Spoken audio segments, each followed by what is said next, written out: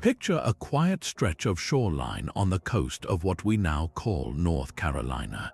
The year is 1590. The air is still. The only sounds are the gentle lap of waves and the whisper of wind through the trees. But this is not a scene of natural peace. This is a place of profound and unsettling silence. Before you stands a fledgling English settlement, a collection of crude timber houses and a small fort. There are signs of recent life, a half-built barrel, a child's toy left in the dirt, but there are no people, no voices call out, no smoke rises from the hearths. Over 100 men, women, and children have simply vanished into the wilderness, leaving behind their homes, their belongings, and a mystery that would echo through the centuries. This is the scene that greeted a rescue party, a moment frozen in time that marks the beginning of America's oldest and most chilling cold case, the lost colony of Roanoke. The only clue they left behind was a single cryptic word carved into a wooden post, CROATOAN. It was not a message of distress, it was not a plea for help. It was a simple, stark declaration that offered no explanation, only a deeper layer of questions. Who carved it? What did it mean? Was it a destination, a warning, or a final farewell? This one word has become a ghost haunting the pages of history, inviting speculation and debate for over 400 years. The disappearance of the Roanoke colonists is more than just a historical footnote. It is a profound human drama. It is a story of hope and ambition, of a brave group of people who crossed an ocean to build a new life, only to be swallowed whole by the vast, unknown continent. Their fate touches on our deepest fears of the unknown and our enduring fascination with puzzles that seem to have no solution. This is a mystery that asks us to consider the fragility of human endeavor against the immense power of the natural world and the complex relationships between cultures meeting for the first time. So what really happened to those 117 souls? Did they fall victim to famine, attack, or disease? Did they choose to leave, integrating with a local Native American tribe in a story of survival and assimilation? Or did something far more strange and unforeseen occur? In this video, we are going to walk in the footsteps of those colonists and the generations of historians, archaeologists, and amateur sleuths who have tried to find the answer. We will sift through the evidence from the earliest European accounts to the latest scientific discoveries. We will explore the leading theories, weighing the clues and the contradictions, and venture into the realm of folklore and legend that has grown around this enduring enigma. This is a journey into the heart of one of history's greatest vanishing acts, a puzzle where every clue seems to lead to another question. The story of the lost colony is waiting to be unraveled, and the search for the truth begins now.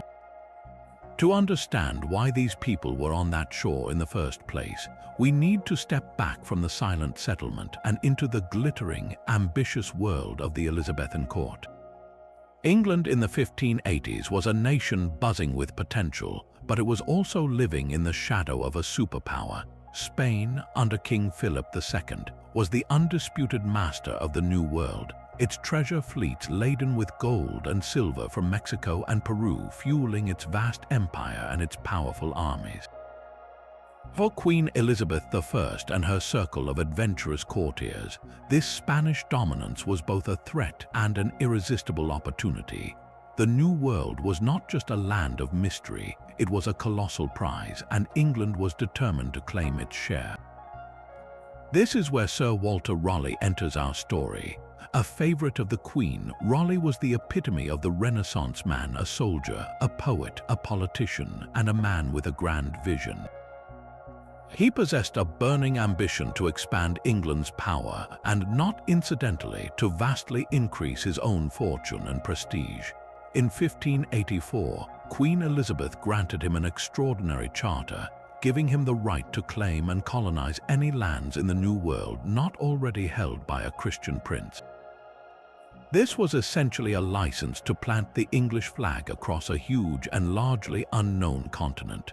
Raleigh's mission was multifaceted. On one hand, it was a commercial venture. He hoped to find valuable commodities like gold, silver, or exotic spices that could rival Spain's wealth. He also envisioned the establishment of a permanent agricultural settlement that could produce goods like wine, silk, and olive oil, making England self-sufficient and breaking its reliance on trade with rival European powers. But there was another, more immediate and aggressive goal. Raleigh's chosen location, Roanoke Island, was strategically selected for its position along the Atlantic coastline. It was not chosen for its ideal farmland or safe harbor.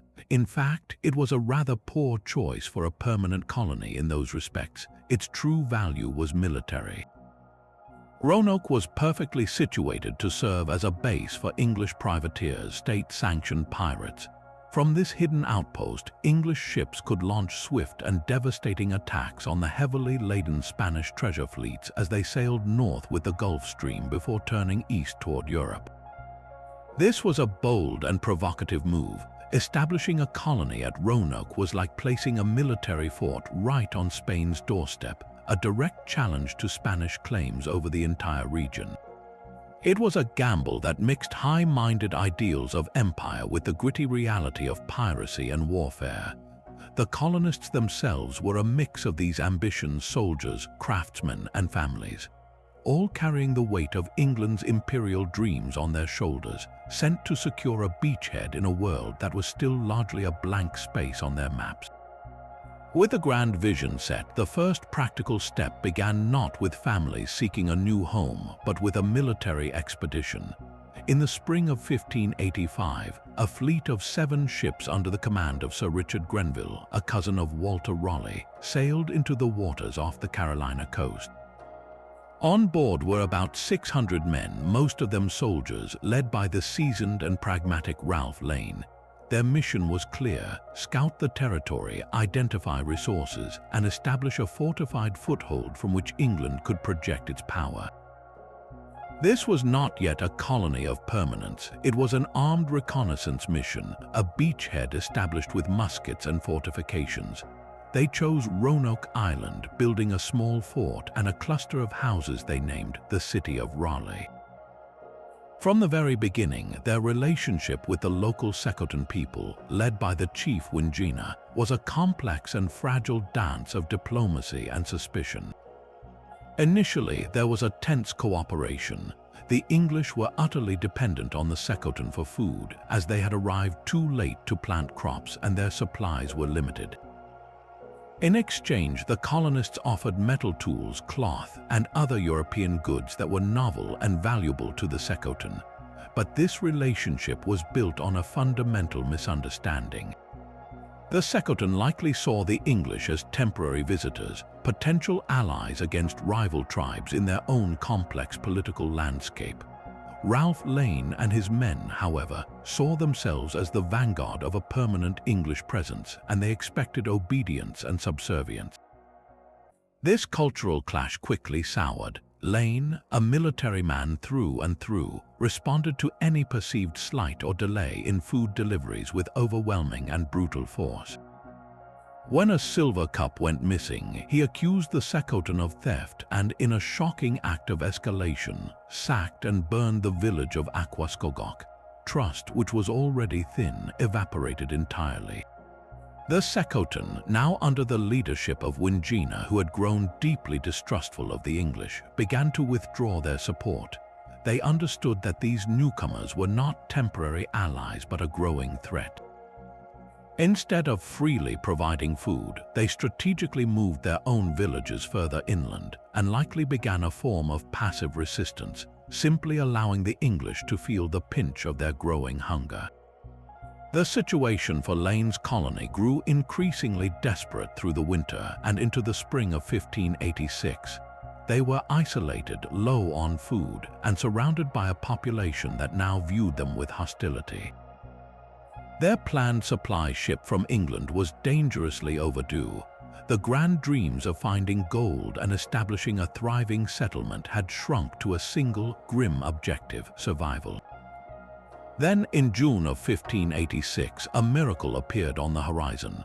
It was not their supply ship, but a massive fleet of 23 ships under the command of the legendary privateer Sir Francis Drake, who was returning from raiding Spanish ports in the Caribbean.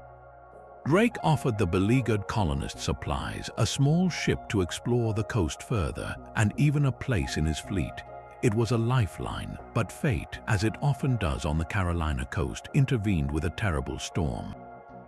The very same day Drake made his offer, a hurricane ravaged the fleet.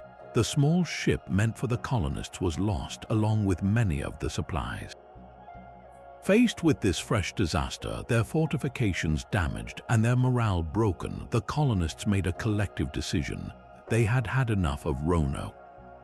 When Drake offered them a second chance to leave, they took it. Every last man abandoned the city of Raleigh and sailed for England. Just a few weeks after their departure, Grenville's relief ship finally arrived, laden with the supplies that could have saved the colony. Finding the settlement deserted, Grenville made a fateful decision. He left a small holding force of about 15 men behind to maintain England's claim on the territory, a decision that would have tragic and unforeseen consequences for the next group of colonists who would arrive, full of hope, the following year. If the first colony was a military failure, the second attempt was meant to be something entirely different, a true community. Sir Walter Raleigh, undeterred by Ralph Lane's report of hardship, was convinced that the key to success lay not in soldiers but in settlers. He organized a new expedition, one composed of men, women, and even children, whole families who intended to put down roots and build a self-sustaining life in the New World. This was no longer just a strategic outpost, it was to become a permanent English home on American soil. To lead this vulnerable but hopeful group, Raleigh chose a man who was not a grizzled soldier, but an artist and a mapmaker, John White. White was a surprising choice. He was a gentle observer, a man who had already proven his value on previous voyages by creating stunningly detailed watercolor paintings of the Algonquian people, the local flora and the fauna. His portraits were not just art, they were scientific records meant to show the folks back in England the reality of this new world, its beauty and its potential.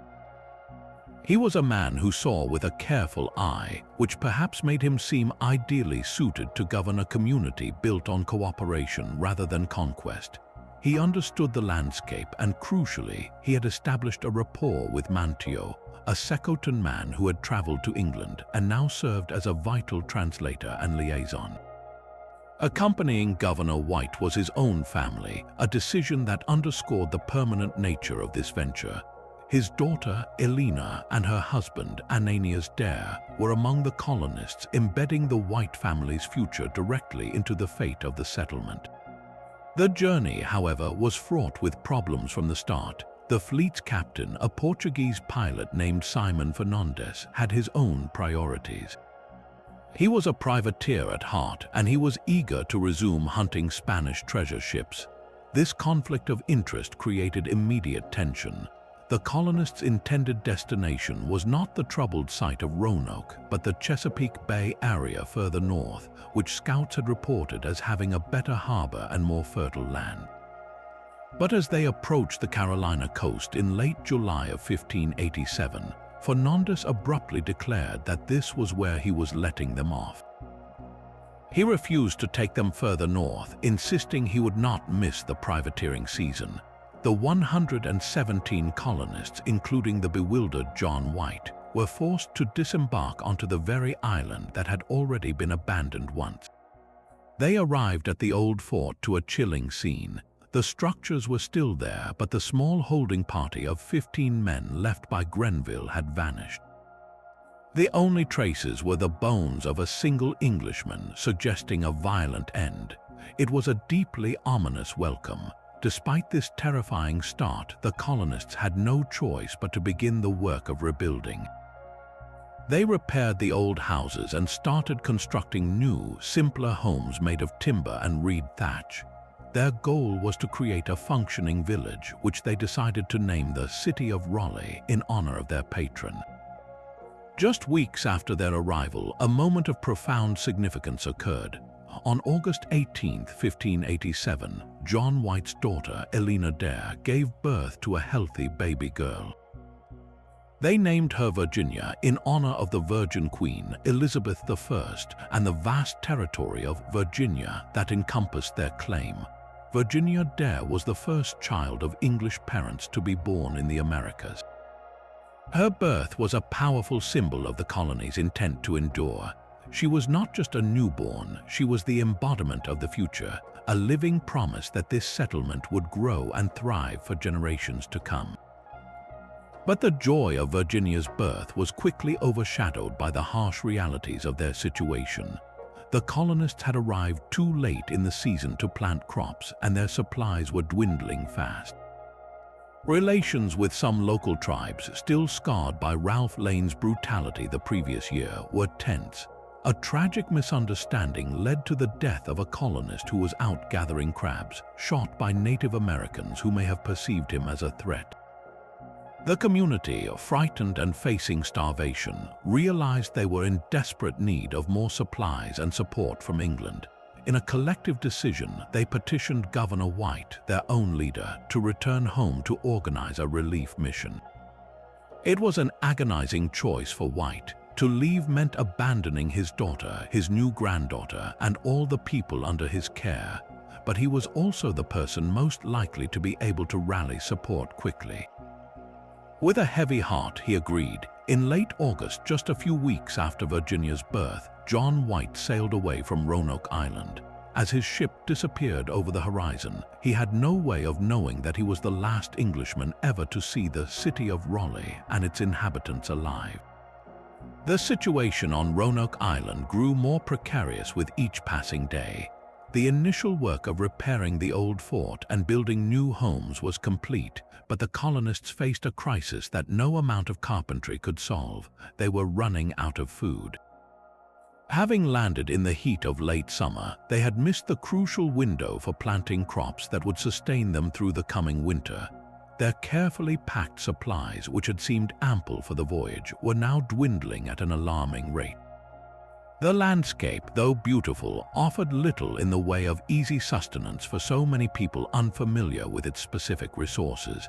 Tensions with some of the local tribes, a legacy of the previous colony's violent encounters, made foraging a dangerous undertaking, a fear tragically confirmed when one of their own was killed.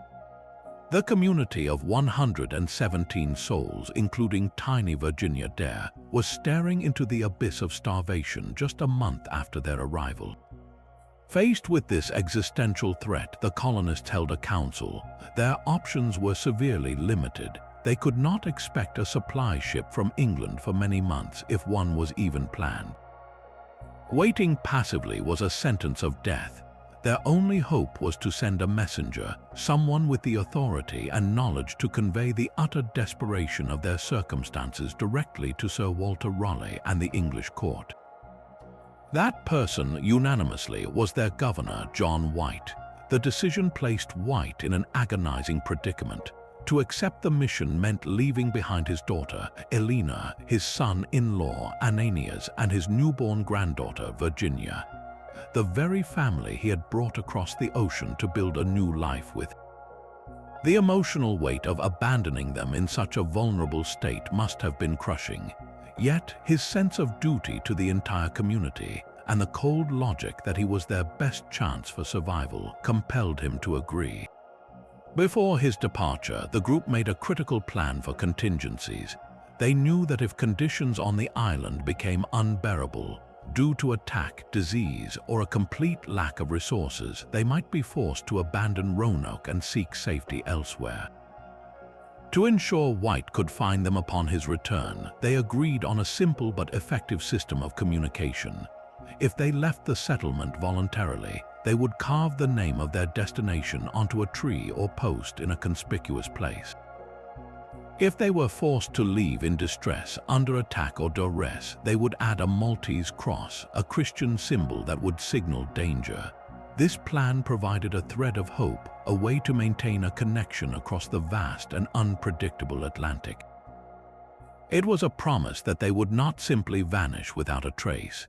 In late August of 1587, John White boarded a small ship and watched as the shoreline of Roanoke Island receded into the distance.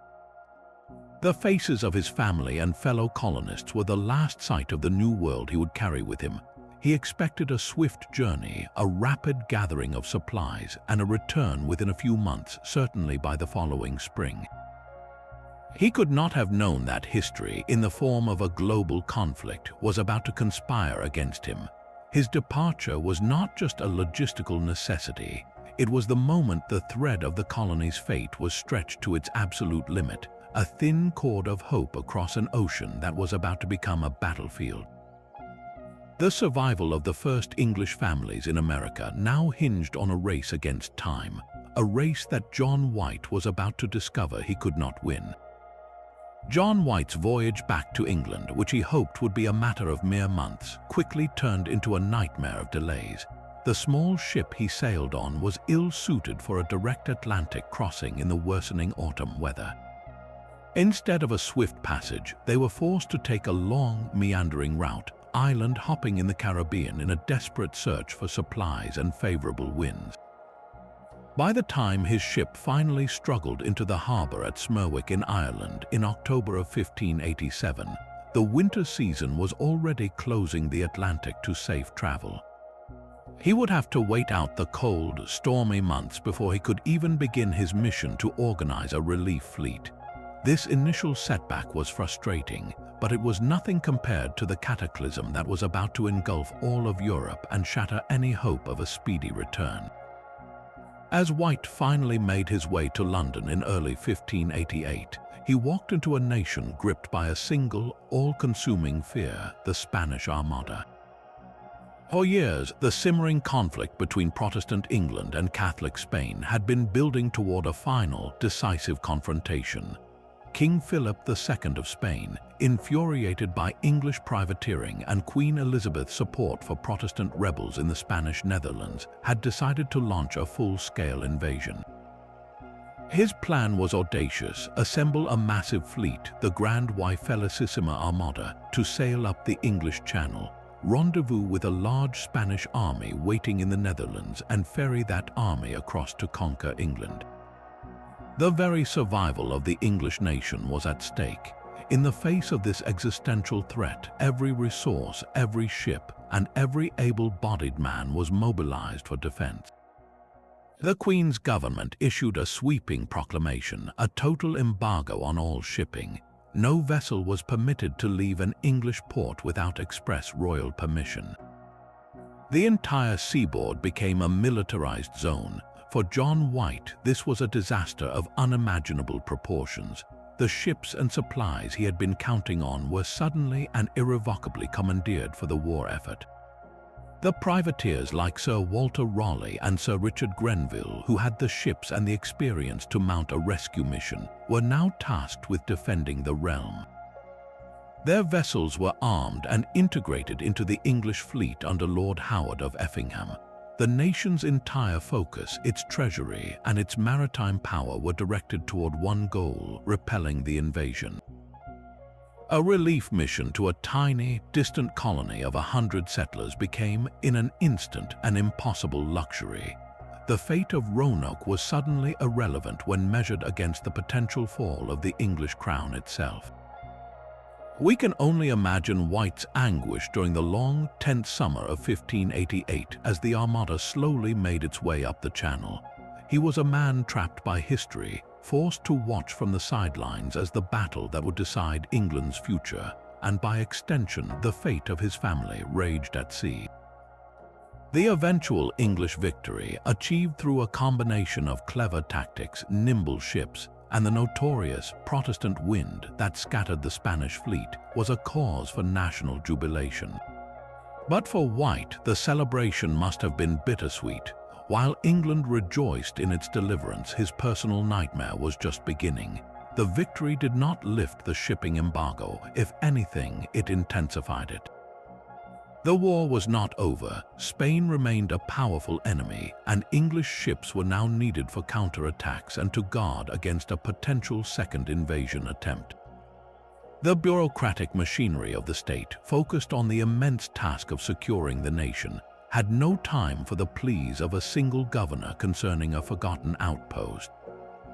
3 long years passed, 3 years of relentless petitioning, of haunting the corridors of power, of begging Raleigh and other influential figures for just a few ships. 3 years during which the colonists on Roanoke would have consumed their last reserves of food and faced 3 harsh winters. White's frustration and despair are palpable in the written records from the time. He managed to secure 2 small pinnaces in 1588 for a reconnaissance mission, but they were captured by French pirates before they could even leave the coast. Every attempt was thwarted. It wasn't until 1590, after the immediate threat of invasion had truly faded, that Raleigh was able to spare resources. He organized a small, privateering-focused expedition, and White finally secured passage, not as the leader of a grand relief fleet, but as a passenger on a voyage whose primary purpose was still to hunt Spanish treasure. The delay was catastrophic. The thread of hope that had stretched across the ocean when he left in 1587 had, over those 3 years, been worn down to a single, fragile fiber. He was returning to Roanoke not as a savior arriving in the nick of time, but as a man searching for ghosts. Finally, in August of 1590, after a voyage delayed yet again by the pursuit of Spanish ships, John White set foot once more on the sands of Roanoke Island. The relief he must have felt at reaching shore was immediately choked by an unsettling quiet. There was no joyful commotion, no sound of children playing or the familiar clatter of a working village. As he and the landing party moved inland, the silence deepened into something profoundly wrong. They found the settlement, but it was a ghost of its former self. The fort had been dismantled, its palisades taken down. The houses, however, were not destroyed. They had been carefully and systematically taken apart, their heavy timbers and planks removed with clear purpose. This was not the scene of a panicked flight or a violent attack. It was orderly, deliberate, as if the entire community had decided together to pack up their most valuable building materials and leave. The absence of chaos was, in its own way, more terrifying than any sign of a fight. It was a quiet, calculated disappearance. The search for clues began in earnest, and the colonists' prearranged signal system immediately came to mind. White's eyes scanned the area, looking for the carved message they had agreed upon, and then he found it. On one of the few remaining posts that had once been part of the fort's entrance, a single word was carved into the weathered wood, CROATOAN. A surge of relief must have washed over him. There was no Maltese cross, the agreed-upon symbol for distress. This meant, according to their plan, that the colonists had left voluntarily and had moved to CROATOAN Island, the home of Manteo's people, a location about 50 miles to the south that was known to be friendly. The message was clear, logical, and exactly what they had planned for. It pointed directly to their intended destination, but that initial relief soon curdled into a new kind of anxiety. If they had gone to CROATOAN voluntarily, why had they left no other signs? Why was the settlement so utterly stripped? And why, after 3 years, had no one from CROATOAN sent word or returned? The most haunting detail of the entire scene was what was missing. In a community of over 100 people living in a harsh environment for 3 years, the laws of nature and human mortality are inescapable. There should have been a cemetery. Even under the best of circumstances, illness, accident, or simple old age would have claimed lives. A violent end, which White must have feared most, would have left unmistakable evidence. Yet the search of the area revealed nothing. No graves, no scattered bones, no burnt ruins, and no weapons left behind on a battlefield. The complete absence of any human remains was baffling. It defied logic. It suggested that not a single person had died on Roanoke Island in all that time, or that every single trace of them, both living and dead, had been meticulously erased. This void of evidence became a black hole at the center of the mystery, sucking in all easy explanations and leaving behind only an unnerving silence. The colonists hadn't just vanished, they had seemingly evaporated without a trace of their struggle or their passing, leaving behind a puzzle wrapped in an empty landscape. That single word, CROATOAN, carved into the post was the key to the entire mystery, a message left behind with deliberate intent, but it wasn't the only marking found that day. As the search party fanned out through the eerily quiet settlement, they discovered a second, shorter carving on a nearby tree, just the letters CRO. This wasn't a random scratch or an unfinished attempt. These carvings were the execution of the precise plan Governor White had made with the colonists 3 years earlier. They were a deliberate effort to communicate, a breadcrumb trail left for the one person they believed would eventually come looking for them. The word CROATOAN was not a mystery to John White, it was a clear and specific destination. It referred to CROATOAN Island, known today as Hatteras Island, which lay about 50 miles to the south. This was the home of Mantio's people, a community that had maintained friendly relations with the English. Mantio, who had been to London and back, was a trusted figure, and his tribe represented the most logical and safest haven for the colonists if they were forced to abandon Roanoke. Most critically, White and his men noted what was not carved alongside the word.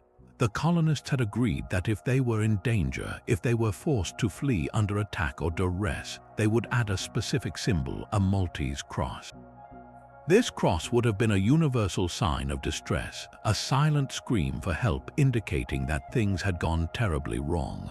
The fact that no cross was present was, in theory, the most reassuring piece of evidence White could have found. It meant that, according to their own code, the colonists had not been overrun by a hostile force. Their departure was portrayed as a calm, planned relocation. They had not been captured or slaughtered, they had simply moved. This interpretation transforms the scene from one of potential tragedy to one of strategic adaptation.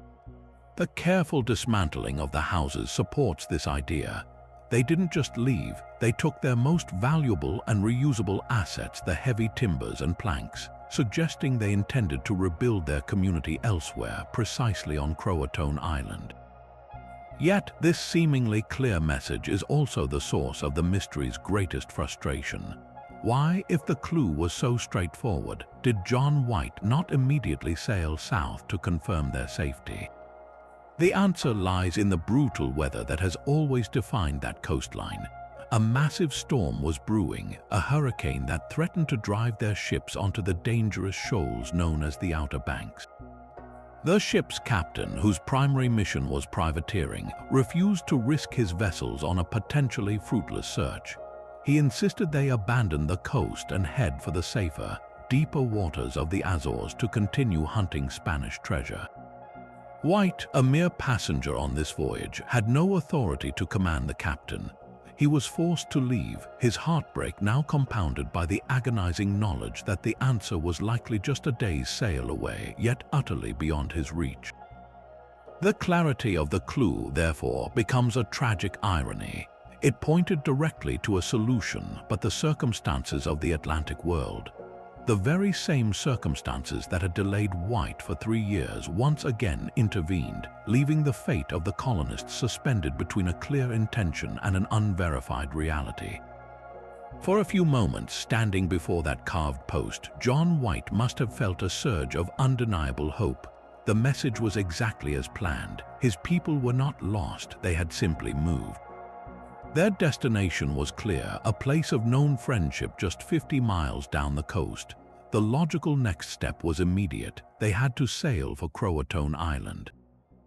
They had to follow the trail, but the Atlantic Ocean, which had already conspired to keep him away for 3 agonizing years, was not finished with its cruel interventions.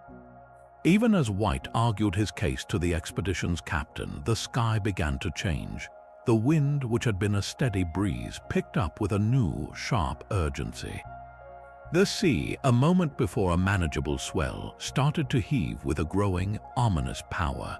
A storm was brewing, one of the legendary tempests that have defined that treacherous stretch of coastline for centuries, known today as the graveyard of the Atlantic.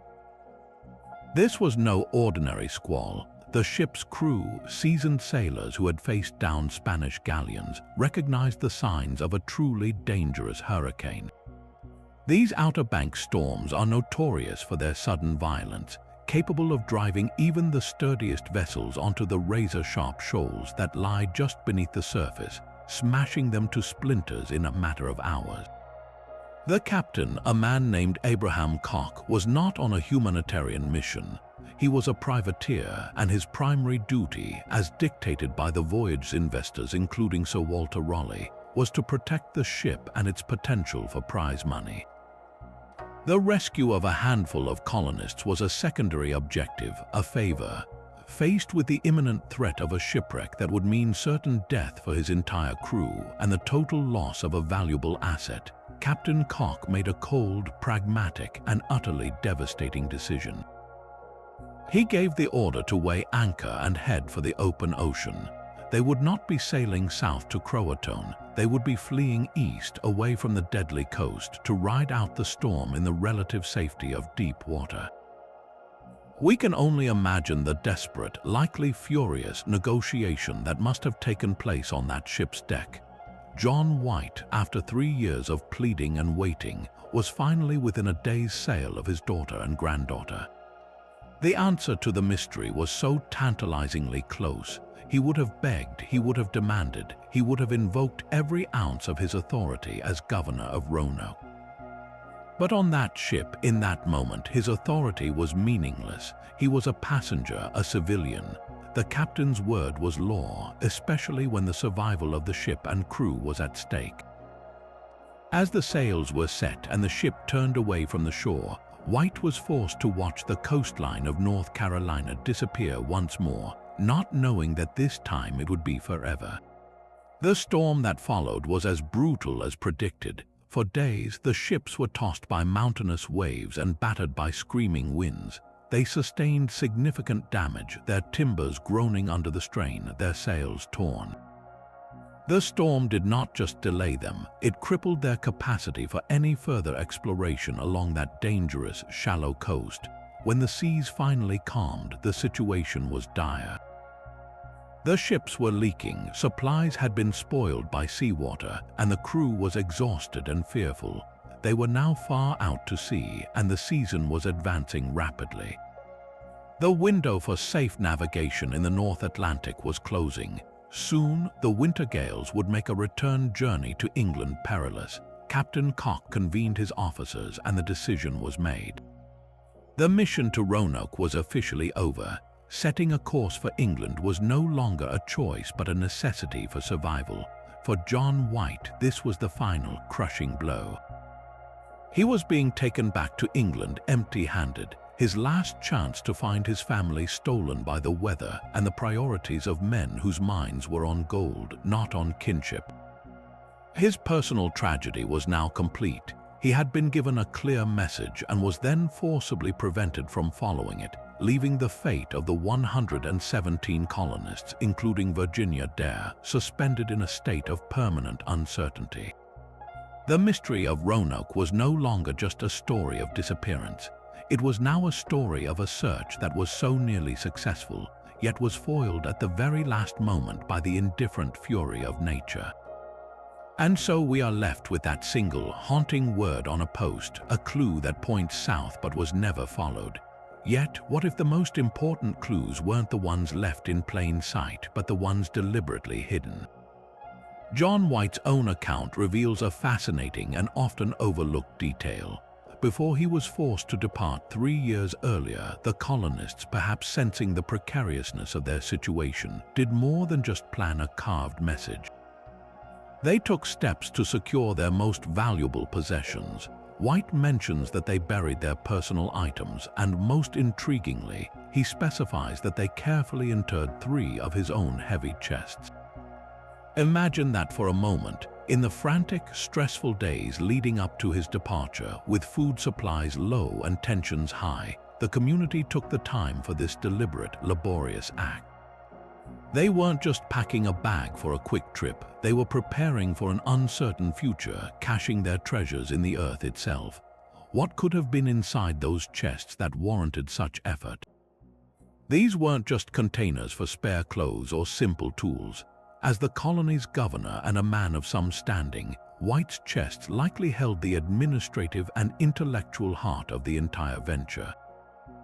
One chest almost certainly contained his maps and navigational charts, detailed drawings of the coastline, rivers, and native villages, perhaps even sketches of potential settlement sites further north in the Chesapeake Bay area, their original destination.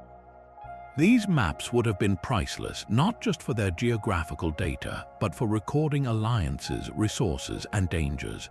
Another chest might have held the colony's official records, a daily journal or logbook chronicling their struggles, their interactions with different tribes, their decisions, and their evolving plans. This journal would have been the definitive narrative of their experience, a record that could have told us exactly why they decided to leave and where they intended to go. And then there are the artifacts. As an artist, White may have stored his unfinished paintings, his pigments, and his paper's irreplaceable visual documents of a world that was vanishing even as he recorded it. The fact that these chests were never recovered by White or any subsequent search party is a historical tragedy of immense proportions. When White returned in 1590, the ground where they were buried would have been indistinguishable from the surrounding forest. Without the colonists themselves to point the way, finding them would have been like searching for a needle in a vast, overgrown haystack. Over the centuries, the chests, likely made of wood and bound with iron, would have rotted away, their contents dissolving into the soil or becoming an indecipherable muddle. Modern archaeologists dream of stumbling upon this cache, but the chances are infinitesimally small. The contents of those chests could have transformed the Roanoke mystery from an enigma into a documented history. A single page from a journal, a map with a new annotation. These items had the potential to answer every question we still ask today. Their loss means that a vital part of the story is buried forever, leaving us to piece together the puzzle with only the fragments that remained above ground. Given the clear message left behind and the absence of any sign of distress, the most compelling and widely accepted theory is that the colonists did exactly what they said they would do. They moved to live with the CROATOAN people. This wasn't a theory born from wild speculation, but from a straightforward reading of the evidence John White himself found. Think about their situation. They were stranded, low on food, and had been abandoned by their promised support system. Their one reliable ally in the entire region was Manteo, a CROATOAN man who had been to England, spoke English, and had been baptized into the Christian faith by the colonists themselves. He was a living bridge between the two cultures. To pack up and travel 50 miles south to his home island wasn't a desperate, last-ditch flight. It was the most logical and survivable decision they could have made. The journey itself, while daunting, was far from impossible for people who had already spent years adapting to the coastal environment. They would have used their own small boats, perhaps supplemented by canoes provided by local allies. The route south, protected by the Outer Banks, was a well-traveled waterway used by Native Americans for trade and communication. Once they arrived on CROATOAN Island, now known as Hatteras Island, survival would have meant integration. A group of over 100 newcomers could not simply impose themselves. Their only path forward was to become part of the existing community. This integration likely happened through the most fundamental human bonds, intermarriage and shared labor. The English settlers possessed skills and tools that were valuable to the CROATOAN people: metalworking, carpentry, and perhaps new agricultural techniques.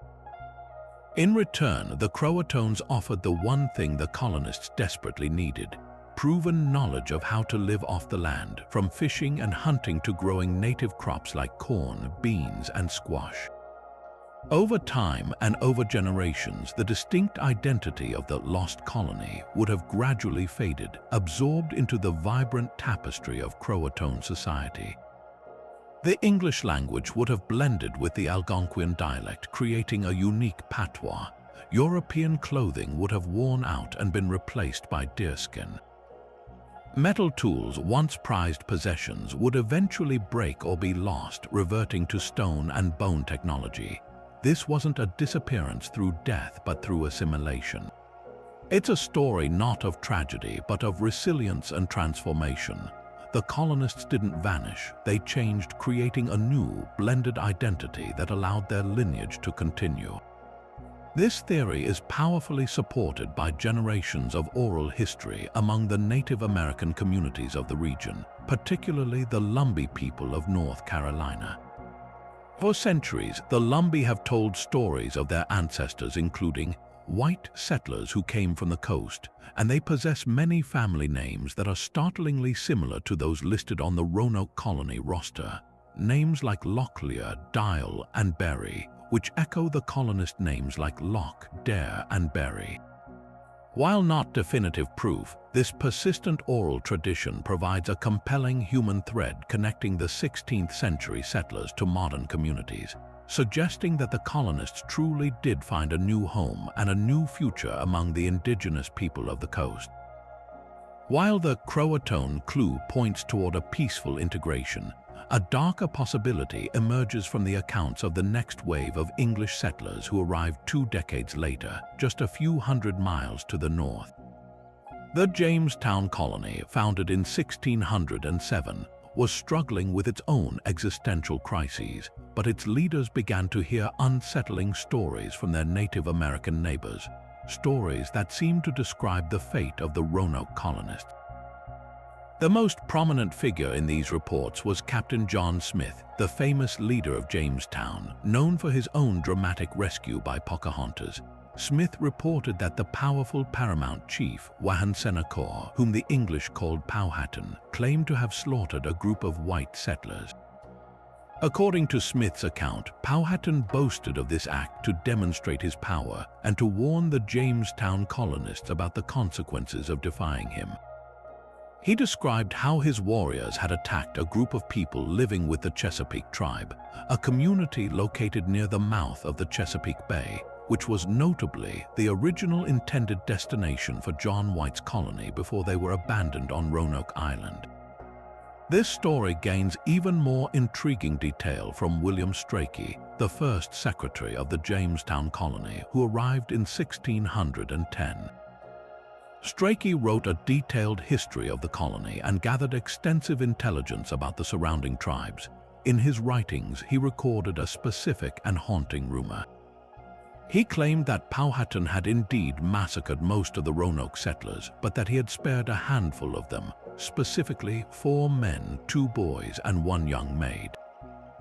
These survivors, the story went, were then taken in and assimilated by a nearby enemy tribe of Powhatans, the Roanoke. Strachey even provided a chilling detail that these survivors were forced to beat copper for their captors, a form of forced labor that utilized skills the English possessed but the Native Americans valued.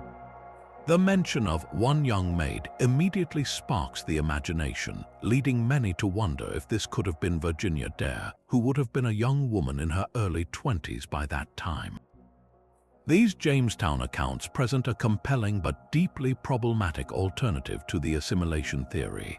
On one hand, they come from credible English sources who were in a position to gather information. Powhatan had a clear motive to eliminate a rival European settlement that could have provided support to his enemies or to the Jamestown colonists themselves. His confederacy was expanding, and the presence of Europeans who were integrated with tribes not under his control would have been a significant threat. The specific numbers and details in Strachey's account give it a ring of authenticity, suggesting it was more than just a vague legend. However, these stories are also fraught with issues. They are second-hand rumors filtered through translation and the political motivations of the tellers. Powhatan may have been exaggerating his power to intimidate the vulnerable Jamestown settlers.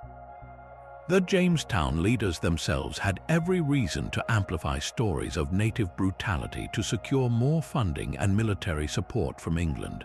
Furthermore, these accounts directly contradict the physical evidence John White found on Roanoke, the lack of a Maltese cross, the orderly departure. If a massacre had occurred on Roanoke itself, why was there no sign of it? The Jamestown stories may not be describing an attack on the island settlement, but rather on a splinter group that had successfully relocated to the Chesapeake area only to be discovered and destroyed by Powhatan years later. This theory creates a tragic hybrid narrative. The colonists successfully left Roanoke for their original destination, only to meet their end just as they were on the verge of establishing the permanent settlement they had always dreamed of.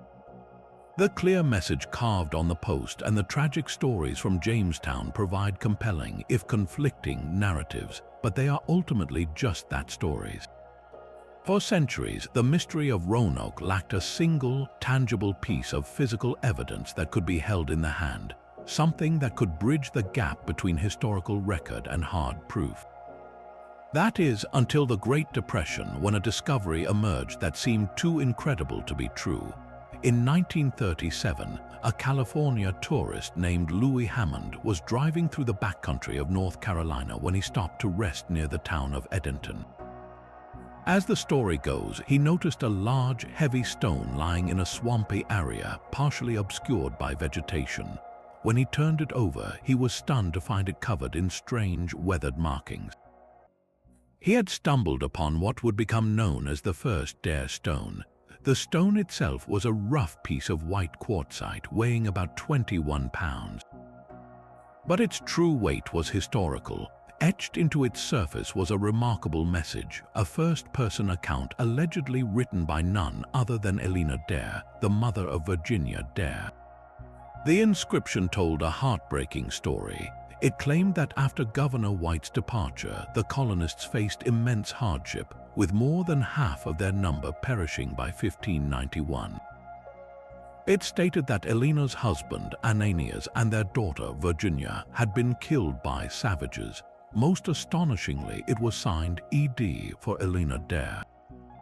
If genuine, this stone was not just a clue, it was a voice from the grave, a direct testimony from one of the lost colonists herself, confirming the darkest fears about their fate. The stone was initially met with a mixture of excitement and deep skepticism. It was acquired by Emory University, where a history professor named Haywood Pierce, Jr. became its most passionate advocate. Pierce believed the stone was authentic and embarked on a quest to find more evidence, a quest that would soon yield astonishing results. Over the next 3 years, a virtual flood of Dare stones appeared. Not just one or two, but over 40 more engraved stones were discovered by various individuals across the Carolinas and Georgia. These subsequent stones wove an elaborate and dramatic epic. They told a story of the colonists' flight from Roanoke, their journey hundreds of miles inland, and their eventual settlement somewhere near the Chowan River. The narrative on these stones became increasingly fantastical, filled with dramatic details and religious themes. One stone even claimed that Elena Dare had found refuge with kindly Indians and had lived until the age of 63. Professor Pierce and his father, who ran a small college in Georgia, enthusiastically promoted the stones, believing they had solved America's oldest mystery. For a brief moment, it seemed that the lost colony had finally been found, its story carved in stone for the world to see. The bubble of excitement, however, was about to burst in a very public and humiliating way. In 1941, the prestigious magazine The Saturday Evening Post published a bombshell article titled "Writ on Rock." The article was the work of a journalist who had conducted his own independent investigation, and his conclusions were devastating. He exposed the vast majority of the Dare stones as an elaborate and carefully orchestrated hoax. The investigation revealed that the later stones were almost certainly modern creations, their inscriptions carved with contemporary tools and their weathered appearance artificially created. The journalist even tracked down a potential forger, a stonecutter who had the means and the motive to create the fakes.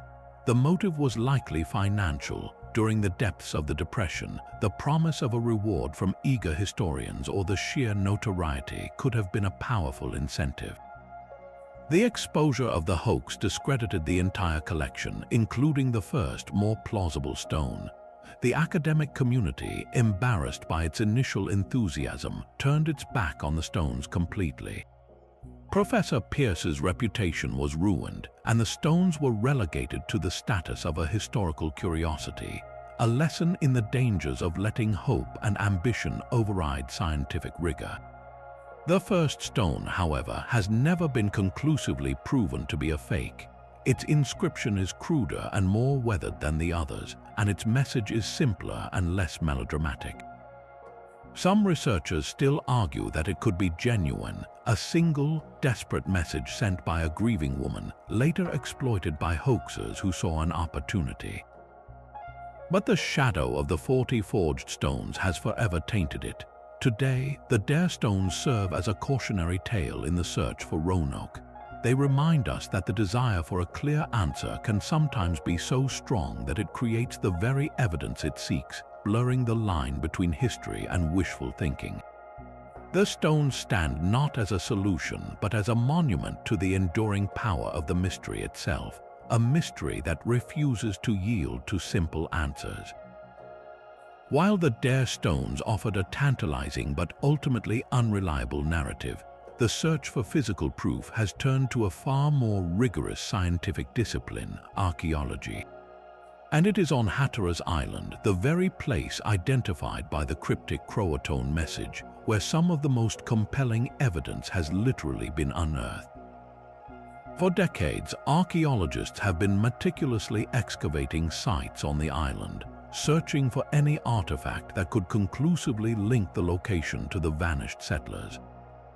Their work has moved beyond legend and into the realm of tangible objects, and the discoveries they have made are quietly revolutionizing our understanding of what might have happened. One of the most significant finds is a small, personal item that speaks volumes about its owner, a 16th-century gold signet ring. Discovered at an archaeological site known as Cape Creek, this ring is no ordinary piece of jewelry.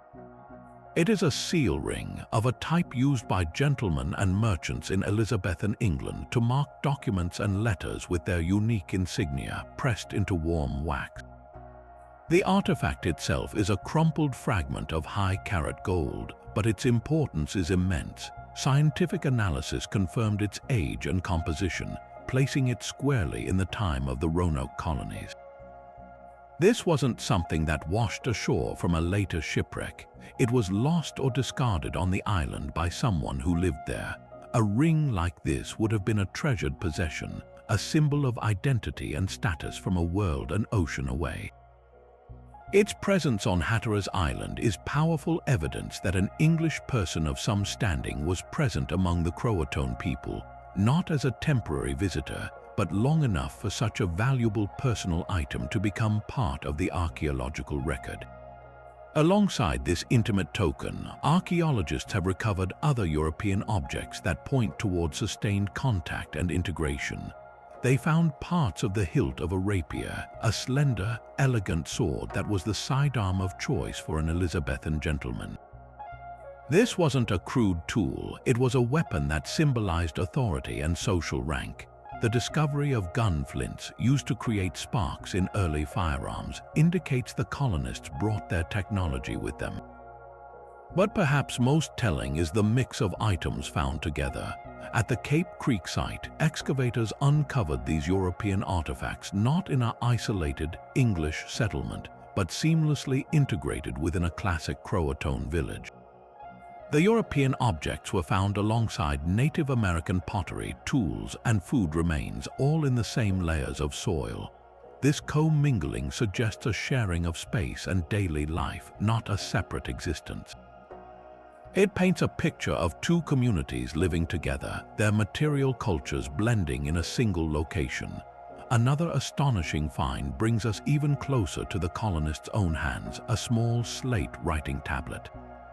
Much like a modern-day student's notebook, these tablets were used in the 16th century for practice and temporary notation, written on with a slate pencil and then wiped clean for reuse. The fragment found on Hatteras Island is covered in faint, scratchy marks. While heavily worn and difficult to decipher, some researchers believe they can make out a single letter, an M. This might seem insignificant, but its implications are profound. It suggests that someone on that island was practicing writing, perhaps even teaching it. This moves beyond the idea of the colonists simply surviving. It hints at the preservation of their language and culture, an attempt to maintain a fundamental skill of their civilization within their new community. It is a silent echo of literacy in a place far from any school or printing press. When you step back and look at this collection of evidence, the gentleman's ring, the rapier hilt, the gun flints, and the writing slate, a coherent picture begins to emerge. These are not the artifacts of a group that was massacred or died quickly. These are the possessions of people who lived for a considerable time among the CROATOAN. A gold signet ring is not something you discard in a panic. It is lost over time. A rapier is maintained and used until its parts break or are repurposed. The presence of these items, integrated into the daily life of a native village, strongly supports the assimilation theory.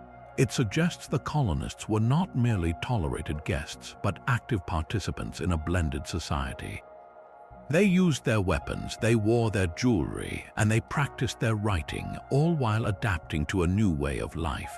This archaeological testimony provides a silent but powerful corroboration of the clue John White found over 400 years ago, suggesting that the lost colony may not have been lost at all, but simply found a new home where the Atlantic meets the sand. Despite the hopeful story told by the archaeological finds on Hatteras Island, history forces us to confront a much darker and equally plausible scenario. The clear message of CROATOAN without a cross promises a peaceful relocation, but what if that message was a carefully laid deception, or simply the first step in a journey that ended in tragedy? To understand this possibility, we must revisit the fractured relationships the English had already forged on that shore, and the ambitions of the most powerful leader in the region. The colonists did not arrive in a peaceful vacuum. They stepped into a complex and often violent political landscape where their presence was a threat that someone may have decided to eliminate. The roots of this hostility trace back to the very first colony under Ralph Lane. When Lane's soldiers abandoned the CROATOAN village of Aquascogoc over a missing silver cup, they didn't just burn a few houses, they shattered any possibility of trust. The CROATOAN leader, Wingina, who had initially seen the English as potential allies, underwent a profound transformation. He even changed his name to Pemasapan, which some scholars interpret as meaning "he who watches," signaling a new, wary stance toward these dangerous newcomers. By the time John White's colony of families arrived, the name Pemasapan would have been spoken with caution among the local tribes. The CROATOAN had learned a brutal lesson. The English were quick to use overwhelming force. Their hunger for resources was insatiable, and they could not be trusted. For Pemasapan and his people, the return of the English in 1587 was not a second chance. It was a nightmare repeating itself. A community of 100 more settlers, with women and children suggesting permanence, would have been perceived not as neighbors but as an existential threat. The logical response to such a threat from a strategic standpoint would be to remove it before it could grow stronger. This theory gains grim credibility from the accounts that filtered down to the Jamestown settlers 20 years later. The most powerful figure in the region by the early 1600s was Wahan Senancour, the paramount chief known as Powhatan. According to Captain John Smith, Powhatan himself confessed to slaughtering the Roanoke colonists. His motive was clear and politically astute. A group of Europeans living independently and possibly arming his rival tribes would have been a direct challenge to his authority and his campaign to unite the tribes of the region under his rule. Eliminating them served as a stark warning to the new Jamestown colonists about the price of resistance. William Strachey, the Jamestown secretary, added chilling detail, writing that Powhatan claimed to have killed most of the settlers but spared a handful, 4 men, 2 boys, and 1 young maid, assimilating them into his own people. The mention of a young maid is hauntingly specific, immediately drawing a connection to Virginia Dare, who would have been a young woman by that time. This story suggests a targeted attack not on Roanoke Island itself, but on a group that had successfully relocated to the mainland, perhaps to the Chesapeake Bay area, which was their original destination and the heart of Powhatan's expanding territory. But could a single attack truly explain the complete disappearance of over 100 people? A mass killing would almost certainly have left some physical evidence: bodies, weapons, signs of burning. That would have been discovered by John White in 1590 or by later explorers. The lack of any such evidence on Roanoke Island is a major point against a massacre happening there. This has led some historians to propose a more nuanced and terrifying version of the hostile takeover theory: death by 1,000 cuts. The colonists, weakened by hunger and disease after White's departure, may have splintered into smaller groups to survive. Some might have tried to reach CROATOAN Island, while others, perhaps following their original instructions, attempted to sail north to the Chesapeake Bay. These scattered groups would have been incredibly vulnerable. They could have been picked off gradually by different rival tribes, not in a single great battle, but through a series of ambushes, captures, and enslavements over several years. Their tools, weapons, and even their people would have been absorbed as prizes by their captors, leaving no central scene of a crime for later investigators to find. Their disappearance would have been a slow, silent erosion rather than a single catastrophic event. This theory forces us to weigh a difficult question. Is the absence of a Maltese cross definitive proof of a peaceful departure? Perhaps not. The colonists might have been attacked so suddenly and decisively that they had no time to carve a warning. Or more chillingly, the message itself could have been a ruse. If a hostile force, perhaps CROATOAN warriors familiar with the English, had overrun the settlement, they might have understood the significance of the carving system. Finding the word CROATOAN already carved, they could have deliberately left it intact to mislead any rescuers, sending them on a wild goose chase to the south while the captives were taken in the opposite direction. The orderly state of the settlement, which suggested a planned departure to White, could also be consistent with a methodical looting after an attack, where everything of value was systematically stripped away. In this light, the serene silence that greeted John White becomes not a sign of calm relocation, but the eerie quiet after a storm of violence has passed and every trace of the victims has been erased. The mystery endures because the same clues can point toward both hope and despair, leaving us to wonder if the lost colonists found a new life, or if they became the first tragic victims of the cultural collisions that would define the American frontier for centuries to come. We have considered the clues, the oral histories, and the political tensions, but what if the ultimate force that sealed the colony's fate was not human at all, but environmental? For centuries, this piece of the puzzle was missing, hidden deep within the ancient forests of the region. It is only in recent decades, through a remarkable scientific technique called dendrochronology, that we have uncovered a silent, relentless killer that was gripping the land during those crucial years, a catastrophic drought. Dendrochronology, or tree ring dating, works like a natural history book. Each year, a tree adds a new ring of growth beneath its bark. In a good year with ample rainfall, that ring is wide. In a year of struggle and scarcity, the ring is painfully narrow. By taking core samples from ancient, long-lived trees like bald cypresses and aligning the patterns of wide and narrow rings, scientists can build a precise chronology of climate conditions stretching back for over a millennium. When researchers applied this method to trees from the Roanoke area, they made a startling discovery. The period from 1587 to 1589, the exact window of the lost colony's existence, fell within the most severe drought the region had experienced in the past 800 years. This was not merely a dry summer. This was an environmental catastrophe of epic proportions. Imagine the landscape not as a lush, welcoming paradise, but as a parched and cracking land. Streams and freshwater springs, the colony's absolute lifeline, would have dwindled to muddy trickles or vanished entirely. the game animals that the colonists and Native Americans alike depended on for meat would have migrated away in search of water or simply died off. Most critically, the crops that were the foundation of survival, the corn, beans, and squash cultivated by the Native Americans and desperately needed by the English, would have withered in the fields under the relentless sun. For the 117 colonists who arrived with limited supplies and no knowledge of how to cope with such extremes, this drought was a death sentence waiting to be carried out. Their planned survival strategy of trade and local agriculture would have collapsed almost immediately. Their very presence on that shore at that precise moment in climatic history was a case of tragically bad timing. The drought's impact, however, extended far beyond the colonists' palisade walls. It would have dramatically intensified the already fragile relationship with their Native American neighbors. For the CROATOAN and other Algonquian tribes, this was not just a hardship, it was a fight for their own survival. Their entire way of life was built around a deep understanding of the local environment, but even their most sophisticated agricultural practices and food storage methods would have been pushed to the breaking point by a drought of this magnitude.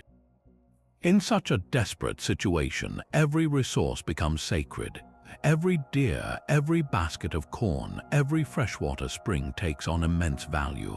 The arrival of over 100 additional mouths to feed, a group of outsiders who were already seen as unpredictable and dangerous, would have shifted from a political nuisance to an existential threat. The English colonists, with their own desperate hunger, would have been competing for the very same scarce resources that the CROATOAN needed to ensure their own children survived the winter. The pre-existing distrust left by Ralph Lane's violence would have been magnified 100-fold by the gnawing pressure of famine. In this light, the decision to abandon Roanoke becomes not just a logistical choice, but a necessary flight from a landscape that could no longer support them. And the potential for conflict, whether a targeted attack or a series of skirmishes over a watering hole, becomes terrifyingly easy to understand. The tree rings tell a story of a land under immense stress, where the struggle for a simple drink of water could have been the spark that led to tragedy, forever silencing the first English voices in America.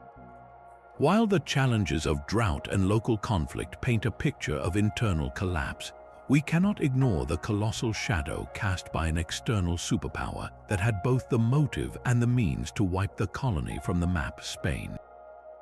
To understand this threat, we need to shift our perspective from the sandy shores of Roanoke to the glittering court of King Philip II in Madrid, and to the formidable Spanish fortress of St. Augustine in Florida. For Spain, the English settlement at Roanoke was not a mystery. It was an act of blatant aggression, a pirate's nest planted squarely on what they considered their sovereign territory. The Pope had divided the New World between Spain and Portugal, and England's Protestant Queen had no legitimate claim in the eyes of the Spanish crown. More than just an insult, Roanoke represented a direct military and economic threat. From that island, English privateers could, and did, launch attacks on the Spanish treasure fleets, the very lifeblood of the Spanish Empire. Eliminating this threat would not have been just an option for Spanish commanders in the Americas, it would have been a strategic imperative. Spain was not operating in the dark. They had excellent intelligence on English activities. Spanish fishing vessels and patrol ships regularly worked the Atlantic currents, and they had intercepted English sailors.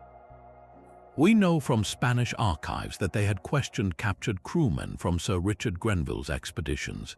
These men, under interrogation, revealed the location and purpose of the Roanoke settlement. The Spanish authorities understood it was intended as a permanent base. This information prompted them to act. As early as 1586, even before John White's colony had arrived, the Spanish governor of Florida, Pedro Menéndez de Marquez, organized a reconnaissance mission. He sent a small fleet north to locate and assess the English outpost.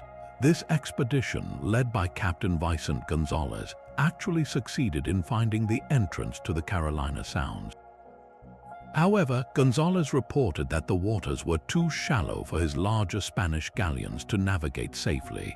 Fearing his ships would run aground and become easy targets for the English defenders, he turned back without making contact. The Spanish knew exactly where the English were, but their first attempt to confront them was thwarted by the same geography that made Roanoke a good hideout for pirates.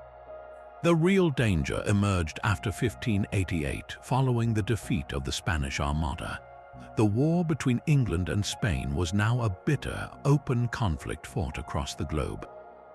For the Spanish garrison at St. Augustine, the existence of an English settlement just a few hundred miles up the coast was an unacceptable vulnerability. It is entirely plausible that a Spanish commander, acting on standing orders to eradicate any English presence in the region, decided to finish what Captain Gonzalez had started. A small, fast-moving force of Spanish soldiers, traveling in shallow draft boats that could navigate the inlets that had stopped the galleons, could have made the journey from Florida to Roanoke in a matter of days. They would have found a colony weakened by hunger and isolation, a far cry from the fortified military post they might have expected. The attack would have been swift and brutal. A Spanish strike force seasoned from fighting in the Americas and Europe would have had little trouble overwhelming the few able-bodied men left among the colonists. To ensure the complete eradication of the English claim, the Spanish would have taken no prisoners. They would have killed the settlers, burned or dismantled the structures to leave no trace of a fort, and either taken the survivors as slaves or forced them to march south to Spanish territories. This scenario explains the eerie orderliness of the site John White found. A professional military operation would have been systematic, stripping the settlement of anything valuable, weapons, tools, metal objects, and leaving behind a clean, empty landscape. The single word CROATOAN might have been overlooked or left untouched, a meaningless carving to Spanish soldiers who did not understand its coded significance. The most compelling argument against the Spanish theory, however, is also the most telling: a complete absence of evidence from the Spanish side. Spain was a meticulous record-keeping empire. A military success of this nature, the destruction of an enemy colony, would have been a cause for celebration and a valuable piece of propaganda.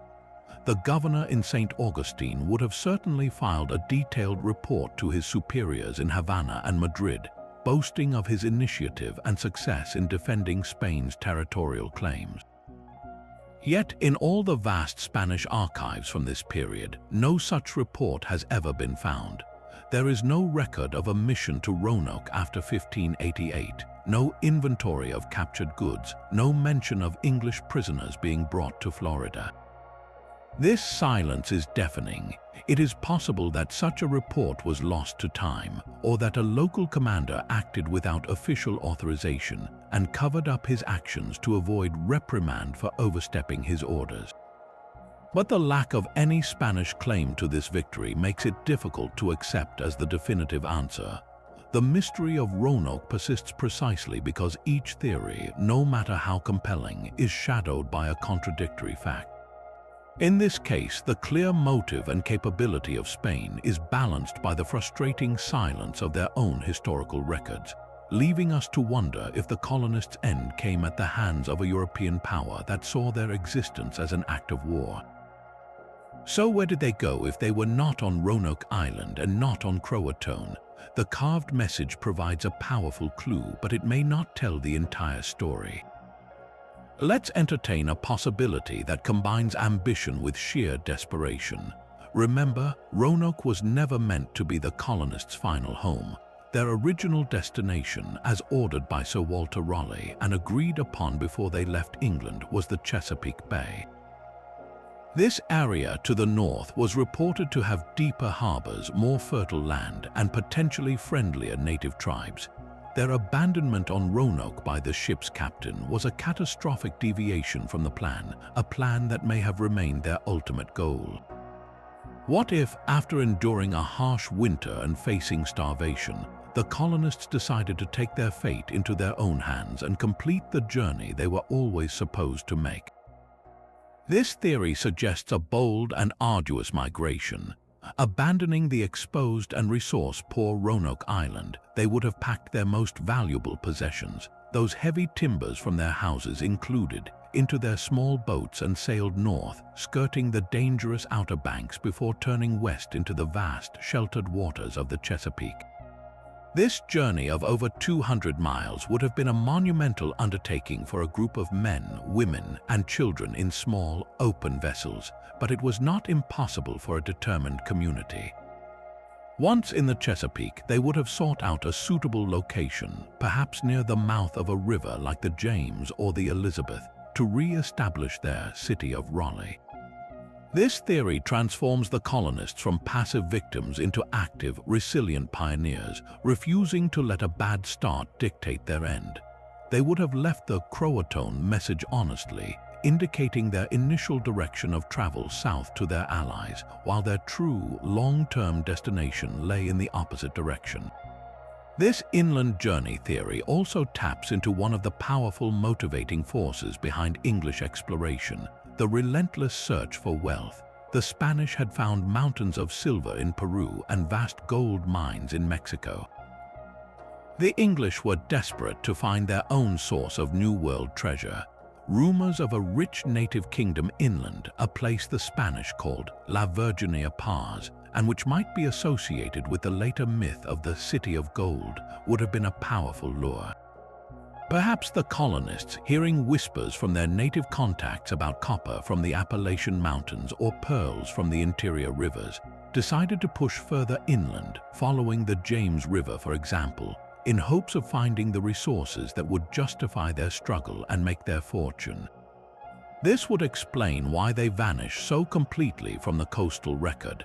They simply moved beyond the horizon known to their contemporaries. There is a fascinating, though controversial, piece of evidence that lends some credence to this idea. When the Jamestown colonists arrived 20 years later, they were told by the Powhatan Confederacy about the existence of other Europeans living with tribes to the south. Captain John Smith himself recorded stories of men wearing European clothes and building European-style houses deep in the interior. Most intriguingly, William Strachey, the Secretary of Jamestown, wrote in 1612 about a massacre perpetrated by Chief Powhatan. He claimed that Powhatan confessed to slaughtering a group of English settlers who had been living peacefully with the Chesapeakes, a tribe located near the bay that bore their name. This account specifies that Powhatan killed most of them but spared a handful: 4 men, 2 boys, and 1 young maid, taking them as prisoners. The mention of a young maid is irresistibly linked to Virginia Dare, who would have been a woman in her early 20s by that time. If true, this story provides a tragic but coherent ending. The Roanoke colonists successfully relocated to their intended destination on the Chesapeake, only to be discovered and eliminated by an expanding Powhatan empire that saw them as a threat. However, this theory, like all others, is fraught with challenges. If the colonists moved north to the Chesapeake, why has no definitive archaeological evidence of their settlement ever been found in that area? The Chesapeake has been extensively developed, but not so thoroughly that all traces would be erased. Furthermore, a migration of over 100 people would have left some mark on the landscape or in the oral traditions of the native peoples of the bay, traditions that are less directly tied to the Roanoke story than those of the CROATOAN.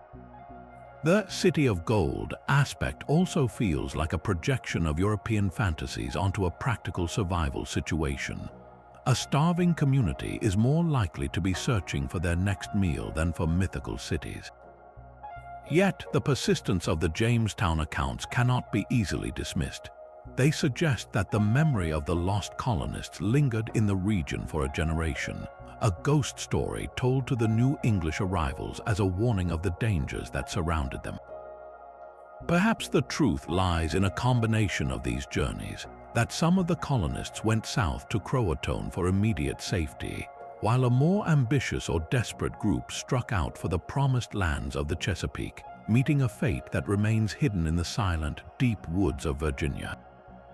While the archaeological digs on Hatteras Island provide a tangible link to the past, there is another, even more compelling thread in this story, one woven not from artifacts but from the living voices of people. In the swampy lowlands of southeastern North Carolina, along the Lumber River, resides a Native American community with a profound and persistent oral tradition, the Lumbee people. For generations, the Lumbee have maintained that their own history is inextricably linked to the fate of the lost colony, claiming descent from the settlers who assimilated with the local tribes. This is not a story found in dusty archives. It is a story passed down from elder to child, a foundational part of their identity that offers a human resolution to the 400-year-old mystery. When European settlers began to move into the region in significant numbers during the 18th century, they encountered a community that did not fit their expectations. The people who would become known as the Lumbee were already living in permanent settlements, farming the land and practicing Christianity. But what truly astonished the newcomers was their command of the English language.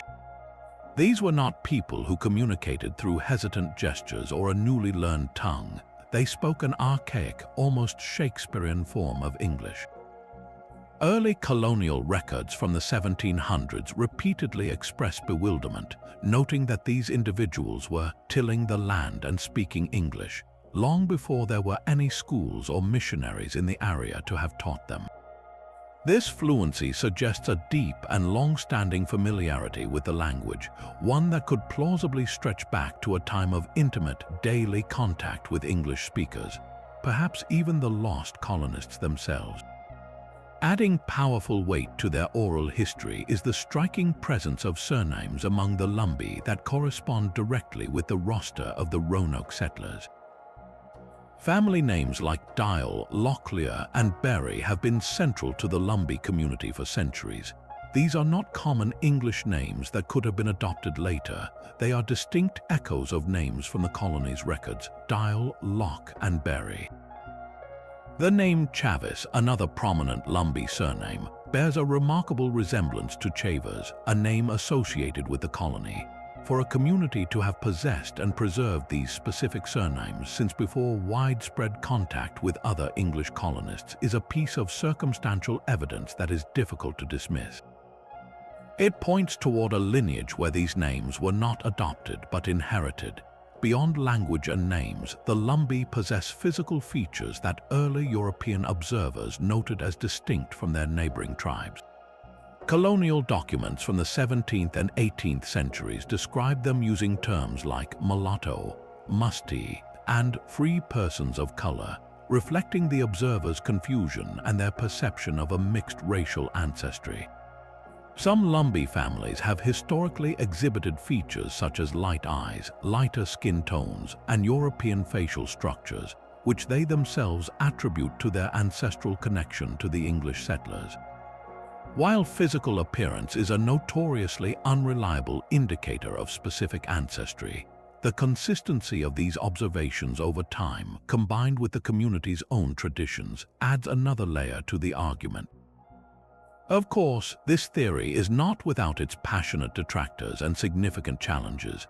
Mainstream academic anthropology has often been skeptical, arguing that the Lumbee are more likely the descendants of various Siouan-speaking tribes from the region who simply had extensive early contact with English settlers.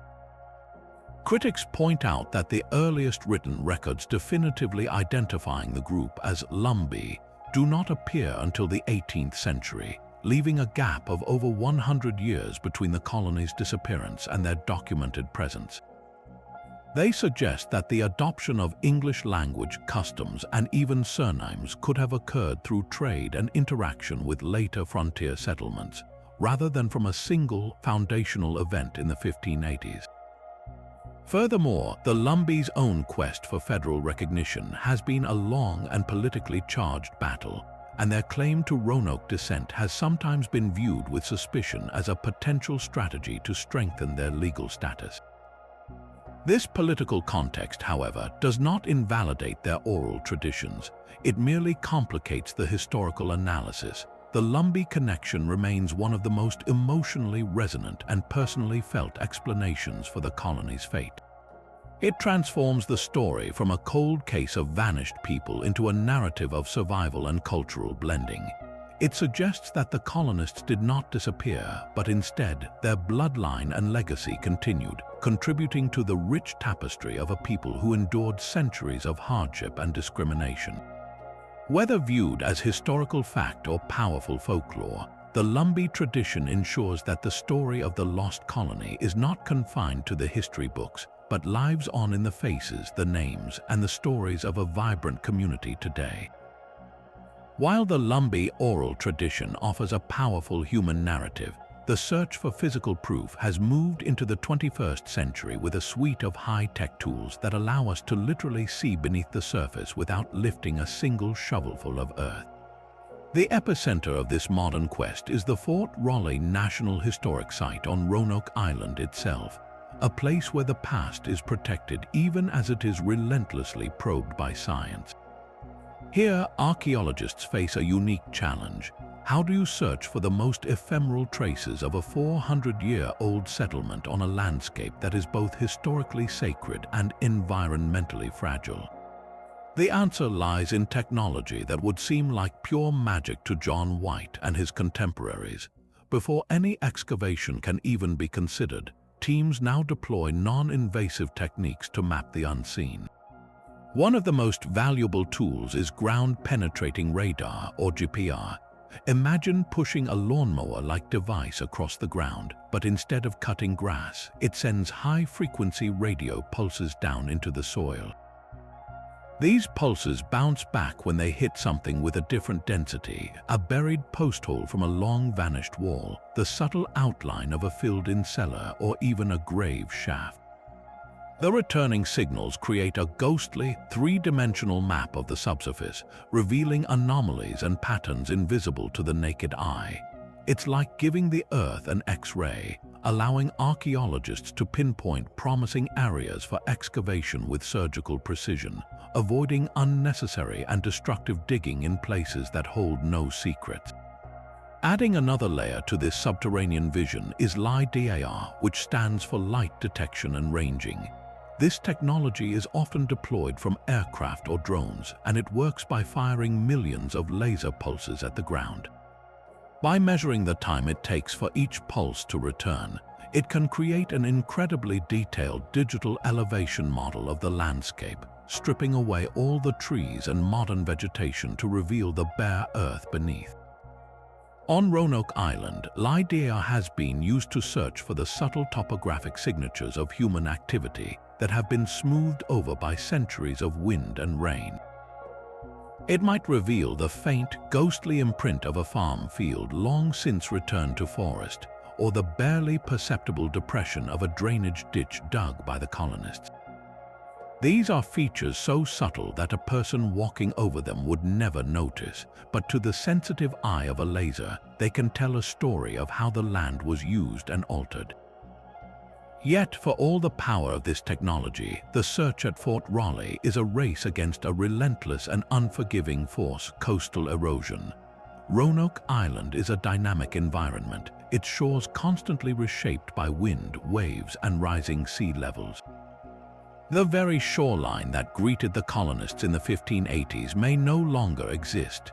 It is entirely possible that critical evidence, the footprint of a house that stood too close to the water, a trash midden filled with broken pottery and tools, or even the graves of the first colonists who died, has long since been washed away into the waters of the Albemarle Sound. This is the heartbreaking reality of coastal archaeology. The most promising clues, the ones that could solve the mystery, may be gone forever, lost to the slow, grinding consumption of the sea. Every storm season brings the risk of further destruction, making the high-tech survey work not just a method of discovery, but a desperate effort to document what remains before it too vanishes. The painstaking work at Fort Raleigh, therefore, is a blend of high hope and sober realism.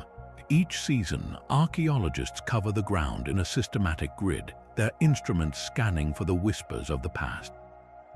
When an anomaly is detected, the excavation that follows is a meticulous process conducted with dental picks and brushes, a world away from the treasure-hunting digs of the past. They are not searching for chests of gold, but for stains in the soil, the dark organic shadow left by a rotted wooden post, or a single, rusted nail that can be analyzed to determine its age and origin. Despite decades of this careful work, no definitive smoking gun proving the colony's final moments has been found on the island itself. This absence of evidence is in itself a kind of evidence. It supports the idea that the colonists did not meet a sudden, catastrophic end on that spot, but rather that they left in an organized manner, taking their most valuable possessions with them, just as the lack of a Maltese cross suggested.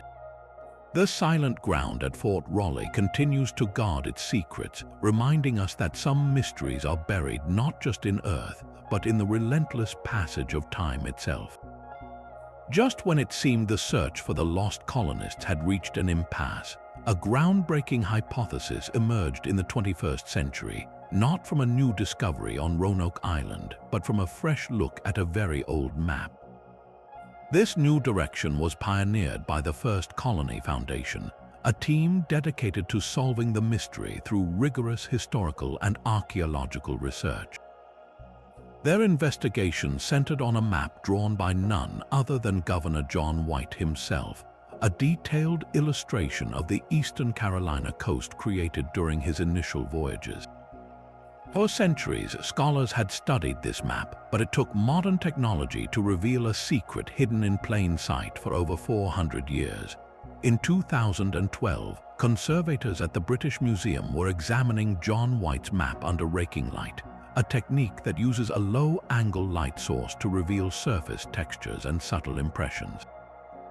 On the map, over the area of what is now modern-day Bertie County, North Carolina, located on the western shore of the Albemarle Sound about 50 miles inland from Roanoke Island, they noticed something extraordinary, a tiny, faint patch.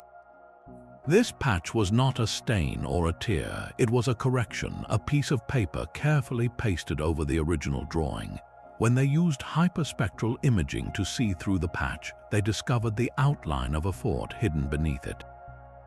This was not a large, European-style star fort, but a simpler, symbolic representation of a fortification, the kind of symbol mapmakers used to indicate a planned or potential settlement site. This secret symbol, which they named the Invisible Fort, suggested that the colonists' ultimate destination was not intended to be the exposed Roanoke Island, but this more protected location further inland. The First Colony Foundation dubbed this potential settlement area Site X. The location of Site X makes profound strategic sense. Roanoke Island was vulnerable, a small barrier island with poor soil, and exposed to both the elements and any seaborne attack from Spain. The area around the Albemarle Sound, however, was a different world. It was richer in resources, with fertile soil for farming, abundant game, and deep forests. It was also the heartland of the Algonquian-speaking Weepameok people, a group that historical records suggest was initially more friendly toward the English than the CROATOAN to the south. Most importantly, it was accessible. The colonists could have reached it by sailing their small boats through the intricate network of sounds and rivers that weave behind the Outer Banks, a journey that was challenging but entirely feasible. This theory proposes that after John White's departure, a significant portion of the colonists, perhaps realizing Roanoke was unsustainable, executed this backup plan. They followed the path suggested by their governor's own secret map and moved to this predetermined location to establish a more permanent and defensible settlement. But a mark on a map, no matter how intriguing, is not proof. The real excitement began when archaeologists started to dig at Site X. Their excavations yielded a small but stunning collection of European artifacts from the correct time period. The most significant finds were fragments of ceramics known as Surrey, Hampshire border ware. This was a common type of utilitarian pottery used in Elizabethan England for cooking, storage, and serving. It is precisely the kind of coarse, everyday pottery a group of settlers would have brought with them, not the fine china of aristocrats but the practical wares of common folk.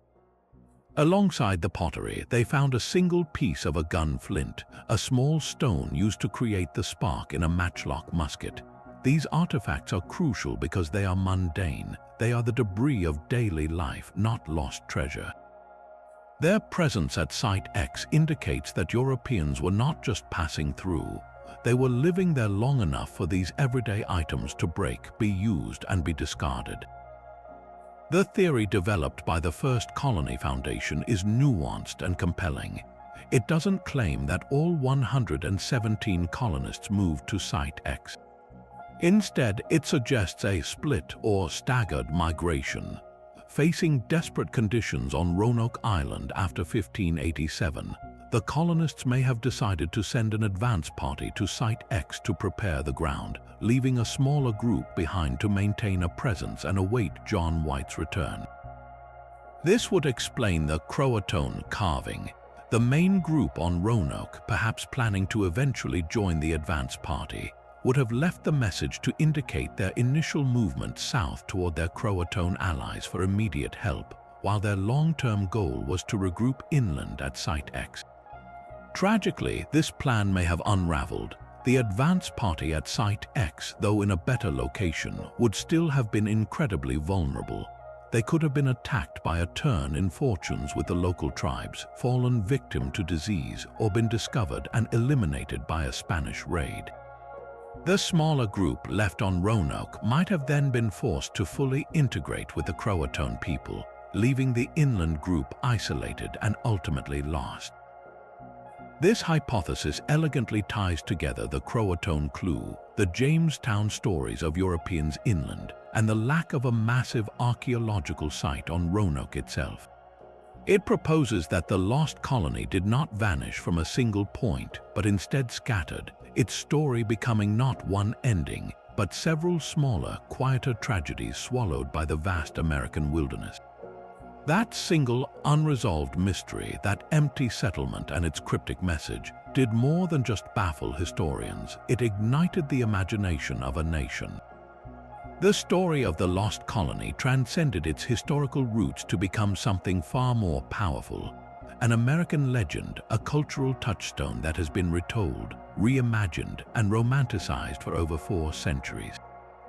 It has provided a blank canvas onto which every generation can project its own deepest fears and fascinations, transforming a historical event into a pervasive myth that lives on in our books, our screens, and our collective psyche. In the 19th century, as the United States was forging its own national identity distinct from Europe, the story of Roanoke offered a poignant and tragic origin story.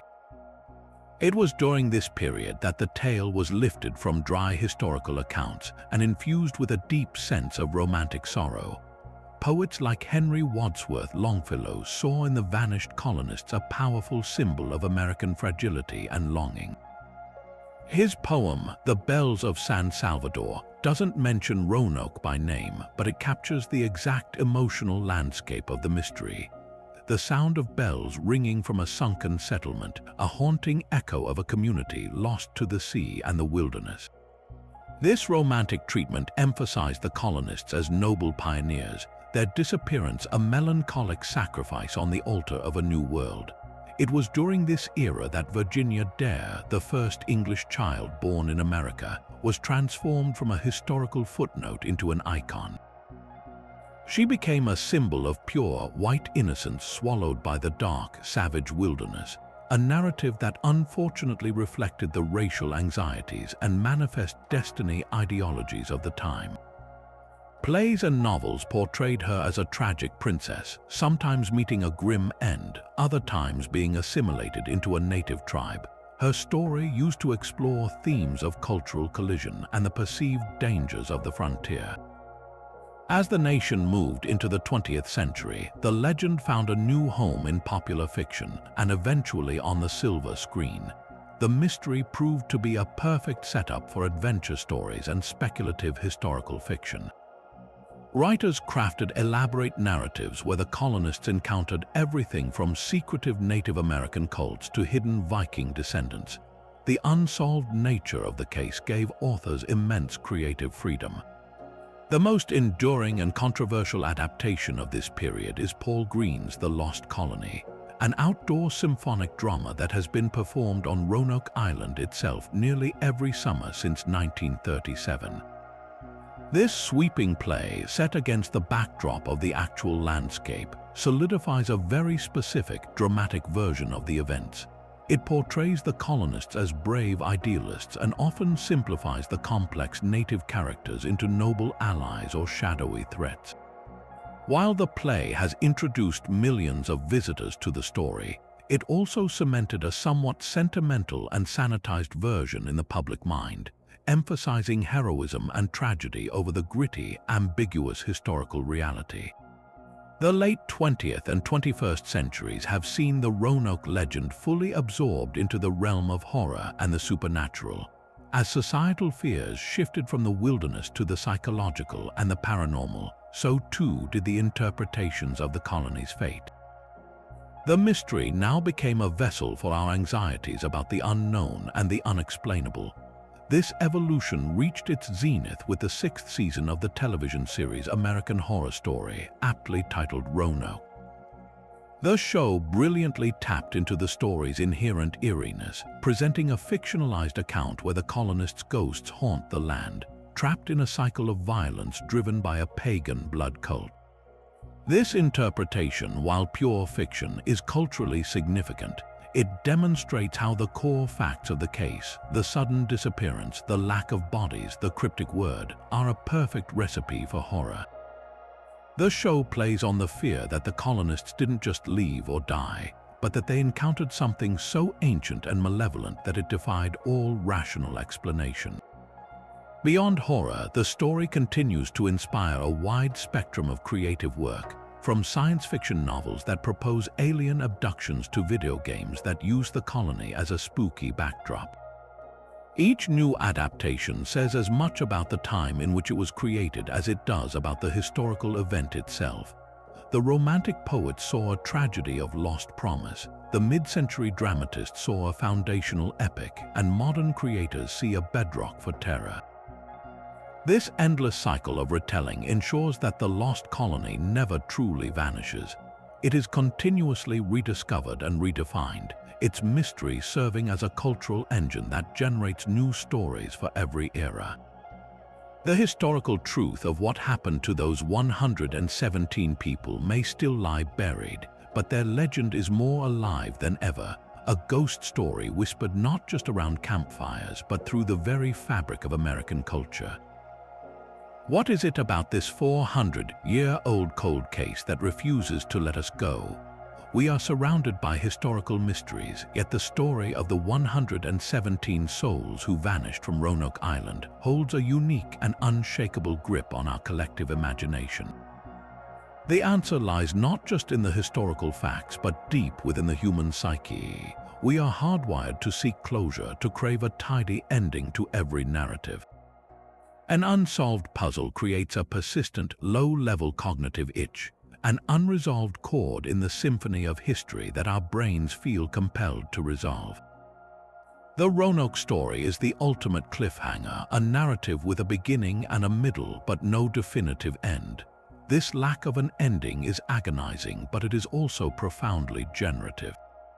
It invites us in, transforming us from passive observers into active participants. We become armchair detectives, sifting through the same scant evidence as the experts, weighing the theories of assimilation against those of massacre, each of us forming our own personal verdict on what must have happened. The mystery endures because it is not a closed book on a library shelf. It is an open invitation to wonder. At its heart, this is not a story about imperial strategy or colonial charts. It is a profoundly human tragedy. The inclusion of women and children, the birth of Virginia Dare, these details elevate the story from a historical incident to a devastating family drama. We can easily picture Elena and Ananias Dare not as names on a ledger, but as a young couple full of hope cradling their newborn daughter in a frightening new world. We can imagine the gut-wrenching moment John White was forced to sail away, the dwindling supplies, the fearful discussions around a flickering fire. This intimacy makes their disappearance unbearably poignant. It taps into one of our most primal fears, the fear of being forgotten, of leaving no trace. The colonists didn't just die, they were erased from the story they came to write, their legacy seemingly reduced to a single word on a post. This resonates with our own deep-seated anxieties about mortality and legacy, making their fate feel uncomfortably close, a reminder of the fragility of even our most ambitious endeavors. Beyond the personal tragedy, the Roanoke story serves as America's foundational ghost story. Long before the Salem witch trials or the legends of Sleepy Hollow, there was the silent village on the Carolina shore. The very landscape of the Outer Banks contributes to this aura, a place of shifting sands, treacherous currents, and lonely, wind-swept dunes. It is an environment that feels inherently mysterious, a liminal space between the solid land and the endless sea. The disappearance of the colony imbues this landscape with a sense of haunted emptiness. The absence of bodies or a battle site is, in a way, more terrifying than any grisly discovery. It creates a vacuum, a void that the human imagination rushes to fill with spectral figures, pagan curses, and unspeakable horrors, as modern retellings like American Horror Story have so effectively demonstrated. The colony becomes a blank screen onto which we project our evolving national fears, from the early terror of the wilderness to contemporary anxieties about the other and the unknown. Ultimately, the power of the lost colony lies in its beautiful, frustrating ambiguity. Unlike a solved mystery which has a single, fixed truth, Roanoke offers a multitude of potential truths, each with its own emotional weight and narrative satisfaction. Do you prefer a story of hope and resilience, of cultures blending to create something new, as the Lumbee tradition suggests? Then the assimilation theory provides an uplifting, if unproven, ending. Do you find a darker, more dramatic tale compelling, a cautionary story about the perils of colonialism? Then the theories of massacre or Spanish intervention offer a tragic but clear-cut conclusion.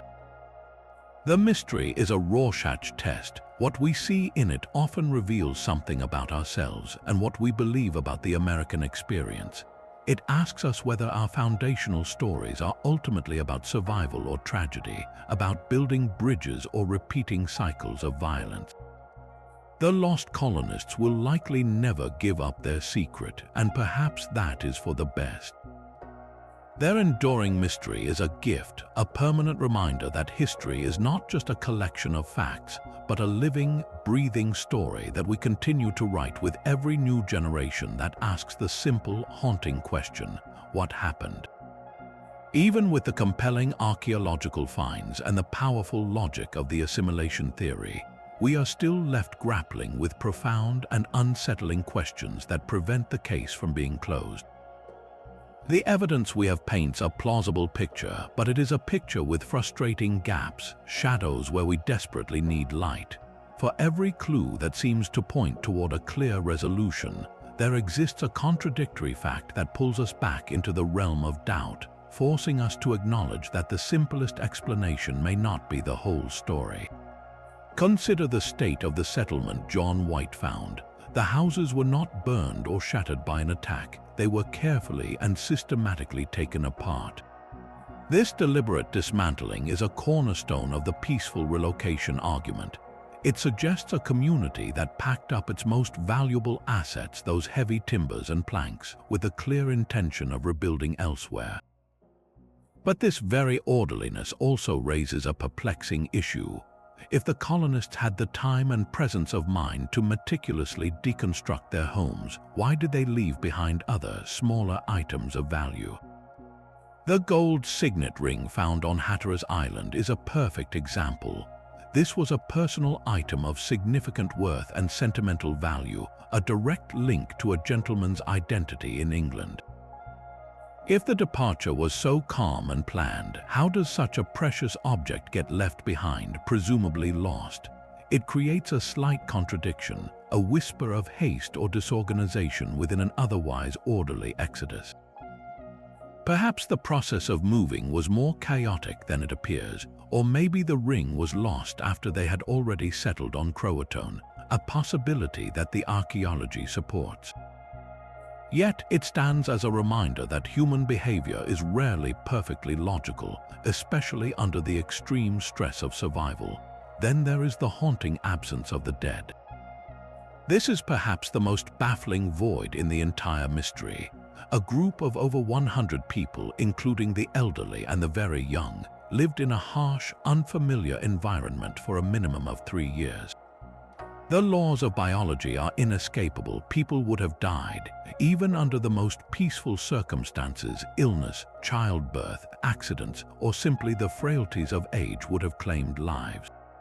If the colonists had remained on Roanoke for any length of time before leaving, there should have been a small cemetery. If they were massacred on the island, the evidence would have been unmistakable.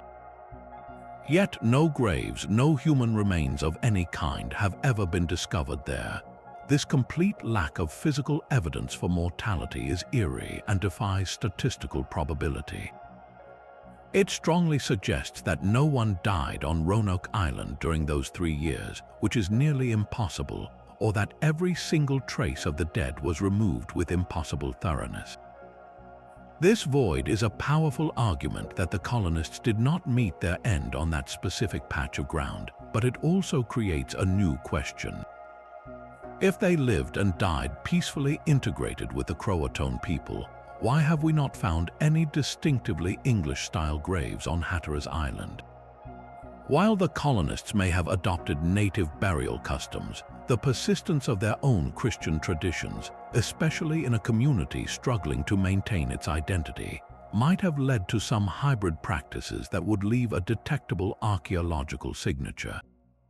The silence of the ground on this most fundamental of human events remains one of the mystery's most profound puzzles. This leads to the most practical and persistent doubt of all. If a significant group of English men, women, and children were living just 50 miles away, why did subsequent English settlers never make definitive contact? When the Jamestown colony was established 20 years later, its leaders were acutely aware of the Roanoke precedent. Captain John Smith and others actively asked about the lost settlers and heard the rumors from Powhatan. They had every incentive to find them. Survivors could have provided invaluable knowledge about the land, its resources, and its people. Yet, despite these inquiries and the stories that circulated, no Jamestown colonist ever documented a face-to-face meeting with a recognizable descendant of the Roanoke group. If the assimilation was so successful, why did this new wave of Englishmen not stumble upon a village where people had light eyes, spoke a familiar tongue, and used metal tools? The simplest answer might be geography and the sheer difficulty of travel and communication in the vast wooded coastline. The Jamestown settlers were often confined to their own fortified settlement by fear and famine, and Hatteras Island was a considerable journey away. It is entirely possible that the assimilated colonists by the early 1600s had moved further inland for safety or resources, or that they actively avoided contact with the new English arrivals, fearing a repetition of the violence and demands that had characterized earlier interactions. Their identity may have been so blended after a generation that they were simply indistinguishable to the Jamestown eyes that looked for fellow Englishmen, not for a new hybrid people. Yet the fact remains that a community that should have been a beacon for the lost was never conclusively found, leaving a gap in the story that fuels skepticism and alternative theories to this day. The true legacy of the Roanoke mystery, therefore, is not a single answer but the enduring power of these unanswered questions. For every piece of evidence, a counter-argument emerges. The CROATOAN clue points south, but the Jamestown stories point to a massacre in the north. The lack of a Maltese cross suggests peace, but it could also be a brilliant deception. The archaeological finds on Hatteras are compelling, but they do not constitute a smoking gun. This constant balancing act is what keeps the mystery alive after 4 centuries. It forces us to live with ambiguity, to understand that history is not always a neat series of cause and effect, but a tangled web of possibilities, dead ends, and lost threads. The story of the lost colony is a mirror reflecting our own desire for closure and our struggle to accept that some stories, despite our best efforts, may never have a final page. So where does this leave us after centuries of searching? We are left standing on that quiet shore with John White, holding a handful of clues that point in multiple directions at once. The word CROATOAN, carved without the Maltese cross, remains our most promising lead, suggesting a planned relocation to a place of friendship. The archaeological evidence from Hatteras Island, the gentleman's signet ring, the rapier hilt, the writing slate whispers a story not of a single catastrophic event, but of gradual integration, of English lives becoming woven into the fabric of a Native American community. This theory of assimilation offers a hopeful ending, a narrative of resilience and cultural blending that lives on in the oral traditions and surnames of the Lumbee people. It transforms the story from a tragedy into one of survival. Yet, we cannot ignore the shadows cast by other, more brutal possibilities. The accounts from Jamestown speak of a massacre ordered by Chief Powhatan, a chilling reminder of the violent realities of colonial expansion and the threat the lost colonists may have posed to a powerful, expanding empire. The environmental data from ancient tree rings reveals a silent, relentless killer, a mega drought so severe it would have turned survival into a desperate struggle for every drop of water and every kernel of corn, intensifying conflicts with neighboring tribes to a murderous pitch.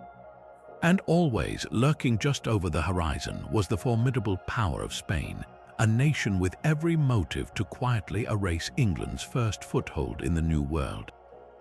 The orderly dismantling of the settlement could just as easily be the work of a professional Spanish cleanup crew as it could a methodical packing job by the colonists themselves. Perhaps the most fitting conclusion is that there is no single conclusion. The fate of the 117 men, women, and children may not be a mystery with one answer, but a story with several endings. Some may have successfully reached CROATOAN and found a new home. A splinter group following John White's secret map to Site X may have ventured inland only to meet a different fate. Others may have fallen victim to the drought or to violence, their stories ending quietly and separately in the vast, unforgiving wilderness. The true legacy of the lost colony is not a solution, but a profound and enduring question mark. It is a poignant human drama that encapsulates the immense hope and ambition of the Elizabethan age, crashing against the harsh, unyielding realities of the New World. It is a story of families who risked everything for a dream, only to have that dream swallowed by the very land they sought to claim. Their disappearance holds up a mirror to our own fascination with the unknown. We are drawn to this story because it speaks to our deepest fears of being lost, of leaving no trace, and our enduring hope that even in the face of overwhelming odds, people can endure. The lost colonists have never truly vanished. They live on in every theory, every archaeological dig, and every retelling of their story. They have become permanent residents of our imagination.